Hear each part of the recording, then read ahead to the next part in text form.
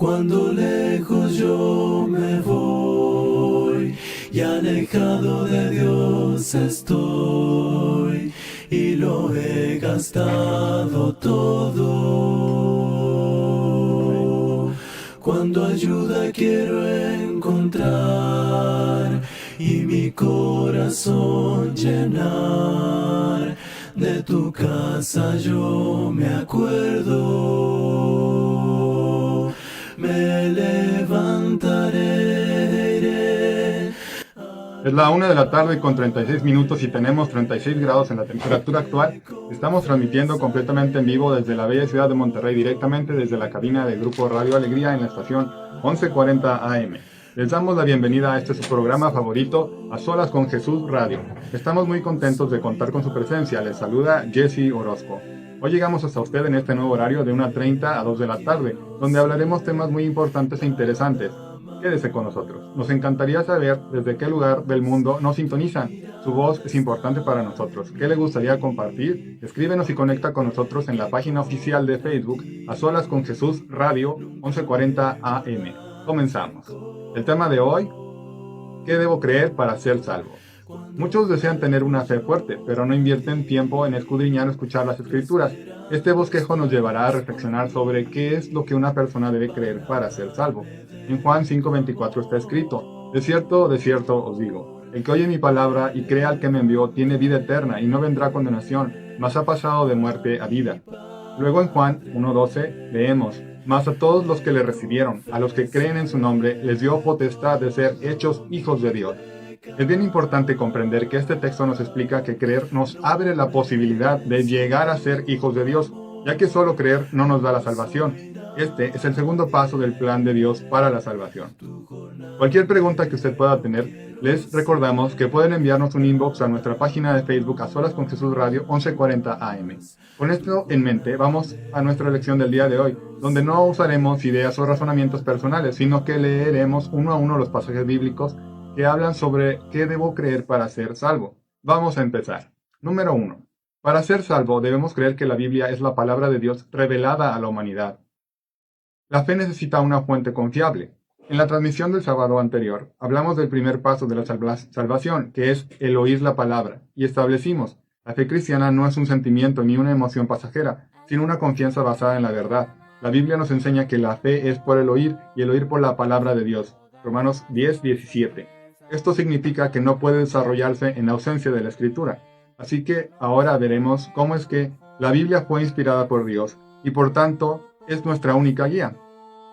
En 2 Timoteo 3:16 está escrito: toda la Escritura es inspirada por Dios y útil para enseñar, para redarguir, para corregir, para instruir en justicia. Esta inspiración se extiende a todas las partes de la Escritura, tal como explicaba. A pesar de que fue escrita aproximadamente por 40 personas que no se conocieron entre sí, de todos los estratos sociales, reyes, príncipes, pescadores, publicanos, profetas, un médico, etc., en un periodo de aproximadamente 1500 años, carece de errores. Ningún libro humano puede igualarse a su perfección, en su sabiduría, en su profecía, ni siquiera en su riqueza de contenido. Creemos también que toda la Escritura fue designada para nuestra instrucción práctica, al ser nuestra guía infalible de fe y conducta.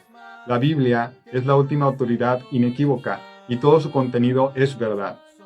Veamos nuestra siguiente cita en 2 de Pedro 1:19 al 21. Tenemos también la palabra profética más segura, a la cual hacéis bien en estar atentos como a una antorcha que alumbra en lugar oscuro, hasta que el día esclarezca y el lucero de la mañana salga en vuestros corazones. Entendiendo primero esto, que ninguna profecía de la Escritura es de interpretación privada, porque nunca la profecía fue traída por voluntad humana, sino que los santos hombres de Dios hablaron siendo inspirados por el Espíritu Santo. ¿Qué es lo que nos pide que entendamos? Que ninguna profecía es de interpretación privada. ¿Por qué? Porque los santos hombres de Dios hablaron siendo inspirados. ¿Por quién? Por el Espíritu Santo. Amigo que nos escucha, la veracidad de la Biblia puede ser respaldada por múltiples evidencias, incluyendo proféticas, arqueológicas y científicas. Aquí le presento a usted, que nos escucha, algunas de las más destacadas. Evidencias arqueológicas. La arqueología ha confirmado en numerosos lugares personajes y eventos bíblicos, como es el caso de Sodoma y Gomorra. En Génesis 19, del 24 al 25 dice: entonces Jehová hizo llover sobre Sodoma y sobre Gomorra azufre y fuego de parte de Jehová desde los cielos, y destruyó las ciudades y toda aquella llanura, con todos los moradores de aquellas ciudades y el fruto de la tierra. Hallazgos en tal el Amán, es decir, Jordania, sugieren una destrucción catastrófica por un evento cósmico alrededor del 1650 a.C. Jericó. En el libro de Josué 6, del 20 al 24, entonces el pueblo gritó y los sacerdotes tocaron las bocinas. Y aconteció que cuando el pueblo hubo oído el sonido de la bocina, gritó con gran vocerío, y el muro se derrumbó. El pueblo subió luego a la ciudad, cada uno derecho hacia adelante, y la tomaron, y consumieron con fuego la ciudad y todo lo que en ella había. Solamente pusieron en el tesoro de la casa de Jehová la plata, el oro y los utensilios de bronce y de hierro. Excavaciones revelan muros derrumbados hacia afuera, como lo describe la Biblia, y evidencias del incendio. Personajes bíblicos. Poncio Pilato. Juan 19:1 dice: así que entonces tomó Pilato a Jesús y le azotó. Una inscripción con su nombre fue hallada en Cesarea Marítima en 1961. El rey David. En segundo libro de Samuel 5:3, vinieron pues todos los ancianos de Israel al rey de Hebrón, y el rey David hizo pacto con ellos en Hebrón delante de Jehová, y ungieron a David por rey sobre Israel. La estela de Teldán del siglo IX a.C. menciona la casa de David. Profecías cumplidas. La Biblia contiene cientos de profecías específicas cumplidas, como es el caso de la ciudad de Tiro. Tiro sería arrasada y esparcida como polvo. Esto está en Ezequiel 26, 3, 4 y 7. Por tanto, así ha dicho Jehová, el Señor: he aquí yo estoy contra ti, oh Tiro, y haré subir contra ti muchas naciones, como el mar hace subir sus olas, y demolerán los muros de Tiro, y derribarán sus torres, y barreré a ella hasta su polvo, y la dejaré como una peña lisa, porque así ha dicho Jehová el Señor: he aquí que del norte traigo contra Tiro a Nabucodonosor, rey de Babilonia. Esta ciudad fue destruida por Nabucodonosor cerca del año 53 a.C. Babilonia quedaría deshabitada. En Isaías 13, del 19 al 20, dice: y Babilonia, hermosura de reinos y ornamento de grandeza de los caldeos, será como Sodoma y Gomorra, a las que trastornó Dios. Nunca más será habitada, ni se morará en ella de generación en generación, ni levantará allí tienda el árabe, ni pastores tendrán ahí majada. Hoy es un sitio arqueológico en Irak. También están las múltiples profecías sobre Jesús, pero de esto hablaremos más adelante en la transmisión. Manténgase al pendiente. Evidencias científicas. Aunque la Biblia no es un libro científico, contiene afirmaciones que coinciden con descubrimientos modernos. Por ejemplo, la Tierra. En Job 26:7 está escrito: él extiende el norte sobre vacío, cuelga la tierra sobre nada. Esto está en contraste con mitos antiguos que describían la Tierra sobre tortugas o pilares. El ciclo hidrológico, Eclesiastés 1:7. Los ríos vuelven al mar, pero el mar no se llena. Al lugar donde los ríos vinieron, allí vuelven para correr de nuevo. Los que deseen ser salvos deben conocer las Sagradas Escrituras y entender y estar seguros de que son la revelación divina. Número 2. Para ser salvos debemos creer que necesitamos ser salvados. Veamos juntos Romanos 3, del 10 al 12. Como está escrito: no hay justo, ni aun uno, no hay quien entienda, no hay quien busque a Dios. Todos se desviaron, se hicieron inútiles. No hay quien haga lo bueno, no hay ni siquiera uno. La Escritura no nos da margen a pensar que, no, tal vez esto es más bien para el vecino, no aplica para mí. Ahí está escrito que, ¿quiénes se desviaron? Todos, absolutamente todos. Necesitamos un Salvador para rescatarnos de un destino literalmente peor que la muerte. Apocalipsis 20:15 dice: y el que no se halló inscrito en el libro de la vida fue lanzado al lago de fuego. Entonces, ¿cómo hago yo para que mi nombre esté escrito en este libro de la vida? Muy bien, eso es lo que estamos hablando aquí, es el segundo paso para lograr este propósito. Número 3. Para ser salvos debemos creer que Jesús es el Salvador enviado. Jesucristo es la unión de dos nombres: Jesús en hebreo Yeshua, y significa Dios salva, y Cristo, palabra griega que significa ungido. En otras palabras, el elegido. En hebreo, Cristo se dice Mesías. Cada vez que mencionamos este nombre, aceptamos que Jesús es el ungido de Dios, el Mesías, el Salvador de la humanidad. Hechos 18:5 dice: y cuando Silas y Timoteo vinieron a Macedonia, Pablo estaba entregado por entero a la predicación de la palabra, testificando a los judíos que Jesús era el Cristo. Y en Lucas 2, del 10 al 11, dice: no temáis, porque he aquí os doy nuevas de gran gozo, que será para todo el pueblo, que os ha nacido hoy en la ciudad de David un Salvador, que es Cristo el Señor. La buena noticia para los pastores que aquí les hablaban los ángeles fue que había nacido un Salvador. Pablo escribió en su carta a Timoteo en 1 Timoteo 1:15, palabra fiel y digna de ser aceptada por todos. Cristo Jesús vino al mundo para salvar a los pecadores, entre los cuales soy el primero. ¿Para qué vino Cristo Jesús? Para salvar a quienes, dice ahí, a los pecadores, que somos todos los que mencionamos en el número 2, los que necesitamos ser salvados. Es decir, tú y yo, y aún los que no nos están escuchando.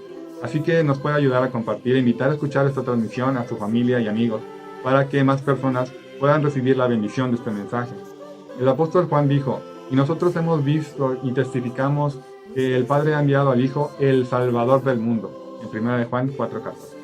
Así como estos textos, podemos encontrar muchos más en la Biblia que nos confirman esta verdad. Número 4. Para ser salvos debemos creer que Jesús es el único Salvador. Hechos 4, del 11 al 12, dice, Este Jesús es la piedra reprobada por vosotros, los edificadores, la cual ha venido a ser cabeza del ángulo, y en ningún otro hay salvación, porque no hay otro nombre bajo el cielo dado a los hombres en que podamos ser salvos. ¿Cuántos nombres hay en que podamos ser salvos? Solo uno, ya que no hay otro. Está hablando de Jesús. ¿O en quién más hay salvación? Otra vez, solo en Jesús. 1 Timoteo 2, del 5 al 6, dice, Porque hay un solo Dios y un solo mediador entre Dios y los hombres, Jesucristo hombre, el cual se dio a sí mismo en rescate por todos, del cual se dio testimonio a su debido tiempo. ¿Cuántos mediadores hay entre Dios y los hombres? Solo uno. ¿Quién es? Jesucristo. Y nos explica la razón, ya que solo Él es el único que se entregó a sí mismo en rescate por ti y por mí. Nadie más lo hizo, de manera que no hay nadie, absolutamente nadie más a quien acudir para tener comunión con Dios. Por eso está escrito en Juan 14:6. Jesús les dijo, Yo soy el camino, la verdad y la vida. Nadie viene al Padre sino por mí. No existe otro medio por el cual los seres humanos puedan ser reconciliados con Dios. Jesús es el único camino hacia el Padre. Jesús no es uno entre muchos caminos, es el único. Esta exclusividad se deriva de su naturaleza divina y de su obra redentora en la cruz.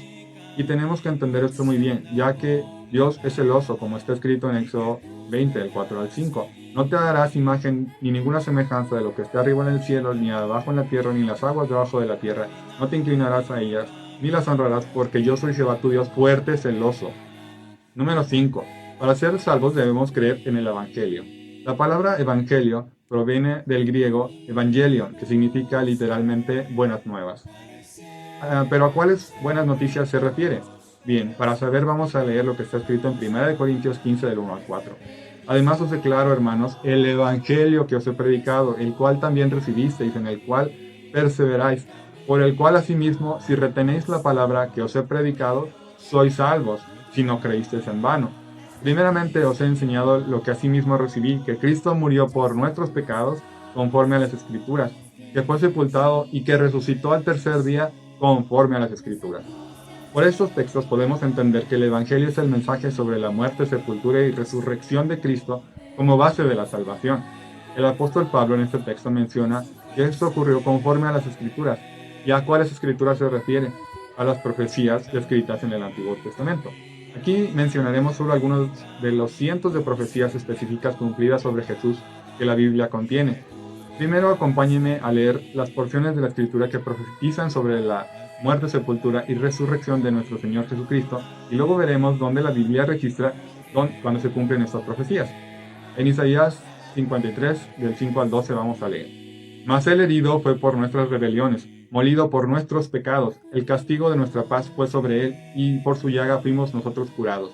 Todos nosotros nos descarriamos como ovejas, cada cual se apartó por su camino, mas Jehová cargó en él el pecado de todos nosotros. Angustiado él y afligido, no abrió su boca, como cordero fue llevado al matadero, y como oveja delante de sus trasquiladores enmudeció y no abrió su boca. Por cárcel y por juicio fue quitado, y su generación, ¿quién la contará? Porque fue cortado de la tierra de los vivientes, y por la rebelión de mi pueblo fue herido. Y se dispuso con los impíos su sepultura, mas con los ricos fue en su muerte, aunque nunca hizo maldad, ni hubo engaño en su boca. Con todo eso Jehová quiso quebrantarlo, sujetándole al padecimiento. Cuando haya puesto su vida en expiación por el pecado, verá linaje, vivirá por largos días, y la voluntad de Jehová será en su mano prosperada. Verá el fruto de la aflicción de su alma, y quedará satisfecho. Por su conocimiento justificará mi siervo justo a muchos, y llevará las iniquidades de ellos. Por tanto yo le daré parte con los grandes, y con los fuertes repartirá despojos, por cuanto derramó su vida hasta la muerte y fue contado con los pecadores, habiendo él llevado el pecado de muchos y orado por los transgresores. En Oseas 6:2 está escrito: nos dará vida después de 2 días, en el tercer día nos resucitará y viviremos delante de él. Y luego en Salmos 16:10, porque no dejarás mi alma en el Seol, ni permitirás que tu santo vea corrupción. Bueno, ahora sí, veamos la comparación. En Isaías 53:5 está escrito: mas él herido fue por nuestras rebeliones, molido por nuestros pecados, el castigo de nuestra paz fue sobre él, y por su llaga fuimos nosotros curados. Entonces en Mateo 27, del verso 26 dice: entonces le soltó a Barrabás, y habiendo azotado a Jesús, le entregó para ser crucificado. Los azotes le dejaron llagas. Él recibió ese castigo del azote y la crucifixión. Luego, Isaías 53:7. Angustiado él y afligido no abrió su boca, como cordero fue llevado al matadero, y como oveja delante de sus trasquiladores enmudeció y no abrió su boca. Y vemos en Mateo 27, del 13 al 14. Pilato entonces le dijo: ¿no oyes cuántas cosas testifican contra ti?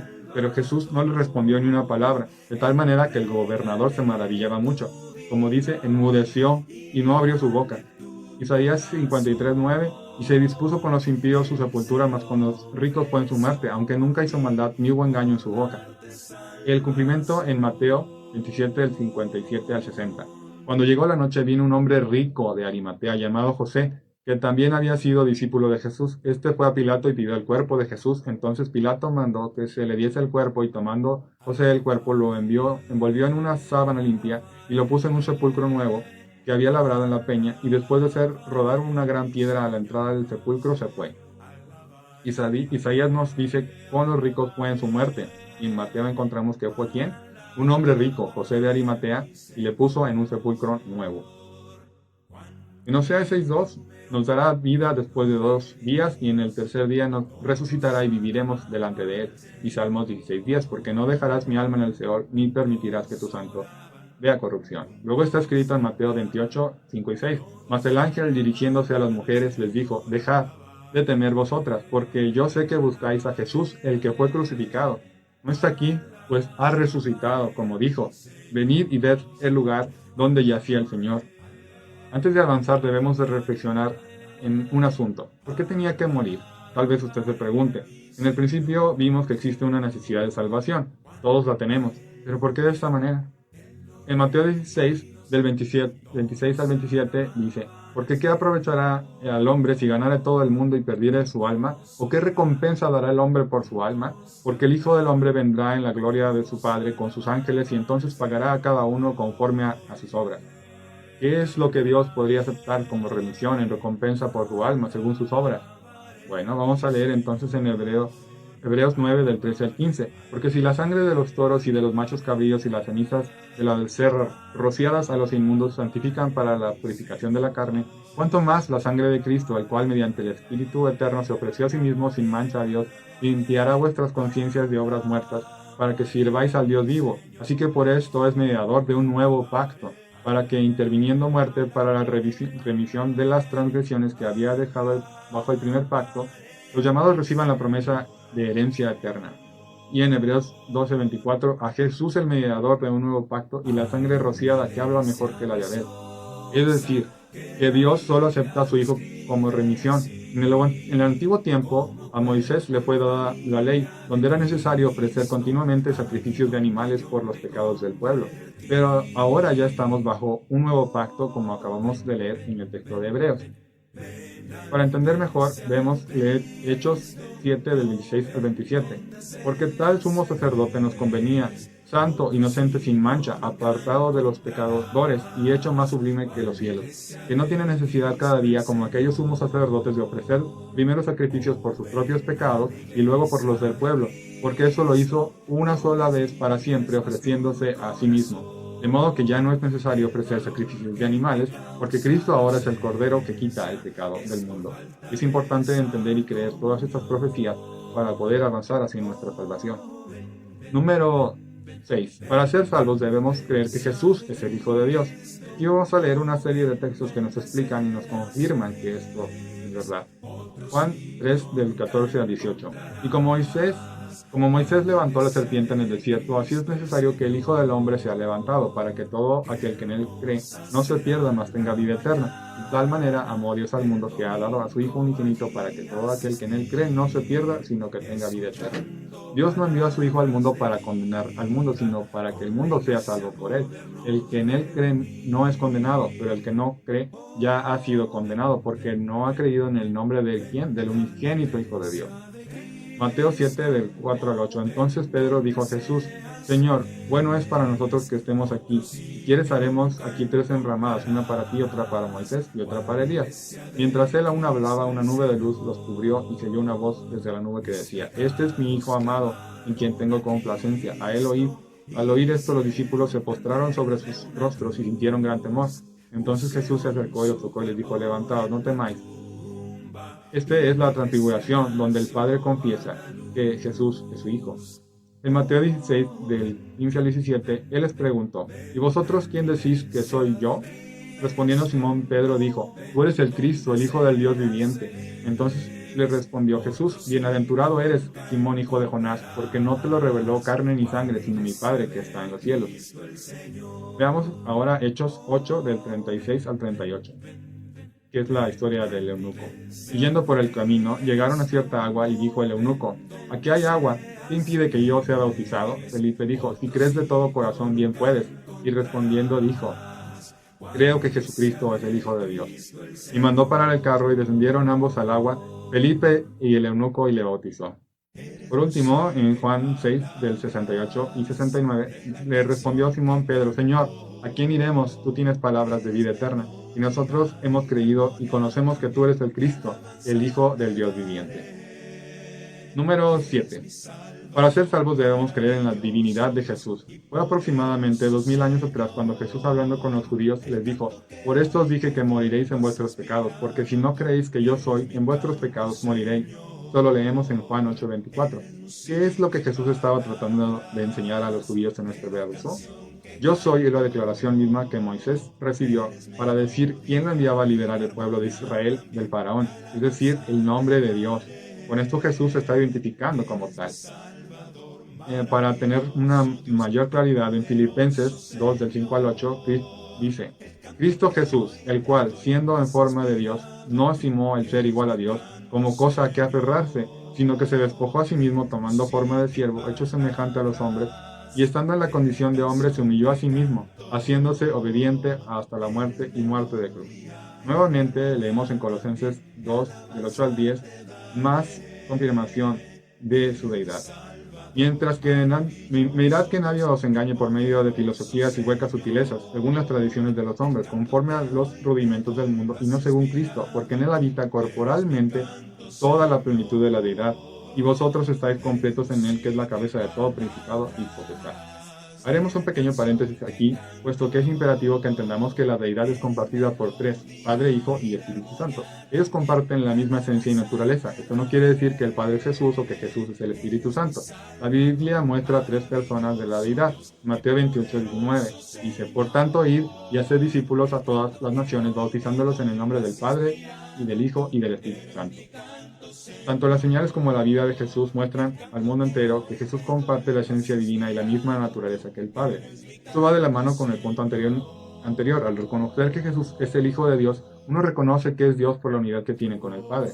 Existen innumerables pruebas adicionales que es importante comprender, pero solo vamos a ver 3 ejemplos. La divinidad de Jesús se manifiesta en que recibió adoración. Analicemos lo siguiente. La Biblia nos narra en Mateo 4:9: Satanás le mostró a Jesús todos los reinos del mundo y su gloria, y le dijo: Todo esto te daré si postrado me adorares. La Biblia nos enseña muy claramente que Dios es el único a quien debemos adorar. Por eso Jesús le dijo a Satanás. Entonces Jesús le dijo: Vete, Satanás, porque escrito está: Al Señor tu Dios adorarás, y a Él solo servirás. El diablo entonces le dejó, y aquí vinieron ángeles y le servían. Jesús recibió adoración en varias ocasiones. Primero de los magos procedentes del oriente, cuando nació. Mateo 2:11 dice: Y entrando en la casa vieron al niño con su madre María, y postrándose le adoraron, y abrieron sus tesoros, le presentaron obsequios de oro, incienso y mirra. Del principal de la sinagoga, en Mateo 9:18: Mientras él les decía estas cosas, vino un hombre principal y se postró ante él diciendo, mi hija acaba de morir, mas ven y pon tu mano sobre ella y vivirá. De los discípulos, en Mateo 14:33. Entonces los que estaban en la barca vinieron y le adoraron diciendo, verdaderamente eres hijo de Dios.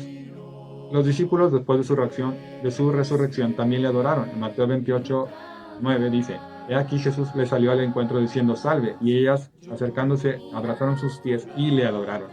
Luego en 16 y 17 del mismo capítulo, pero los 11 discípulos se fueron a Galilea, al monte donde Jesús les había ordenado, y cuando le vieron, le adoraron. Esto va en contraste con los hombres y los ángeles que rechazan la adoración. Hechos 10 del 26 al 25 dice, cuando Pedro entró, salió Cornelio a recibirle y postrándose a sus pies adoró. Mas Pedro le levantó diciendo, levántate, pues yo mismo también soy hombre.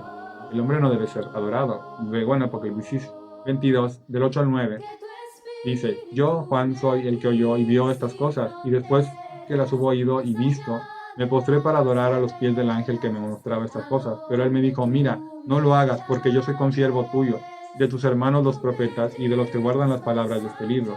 Adora a Dios. Los ángeles también rechazan la adoración. La divinidad de Jesús se manifiesta en su poder para condenar y dictar sentencia. En 2 de Tesalonicenses 1 del 7 al 9 dice, y a vosotros que sois atribulados, daros reposo con nosotros cuando se manifieste el Señor Jesús, desde el cielo con sus ángeles en su poder, en llama de fuego, para dar retribución a las que no conocieron a Dios ni obedecen el Evangelio de nuestro Señor Jesucristo, los cuales sufrirán pena de eterna perdición, excluidos de la presencia del Señor y de la gloria de su poder. La divinidad de Jesús se manifiesta en su poder para dar recompensa. En Apocalipsis 22, del 12 al 13, está escrito, he aquí yo vengo pronto y mi galardón conmigo para recompensar a cada uno según su obra. Yo soy el Alfa y Omega, el principio y el fin, el primero y el último. Por todo lo que hemos estudiado, podemos concluir que Jesucristo es Dios, el único Salvador del mundo. Su muerte expiatoria y su resurrección victoriosa son la base de la salvación para todos los que creen en Él. La exclusividad de Cristo en la salvación no es una verdad opcional, sino el corazón del Evangelio y la esperanza de la humanidad. Debemos comprender que ese tema es muy extenso para ser tratado en una sola clase bíblica. Sin embargo, consideramos que con esto usted puede tener una guía para no ser engañado por aquellos que desean su fe en Cristo destruida. Si le gustaría volver a ver nuestra transmisión, puede encontrarnos en el canal de YouTube A Solas con Jesús Global. Cuéntenos qué le pareció. Nosotros nos despedimos por hoy, pero le invitamos a seguir conectado con lo mejor de nuestra radio. Y recuerde, Cristo vive. Oh Señor, toma mi vida, toma mi alma, toma mi ser, déjame ser diferente al mundo que no te tiene temor. Quiero tu mano caminar y así mi poder reflejar. No sé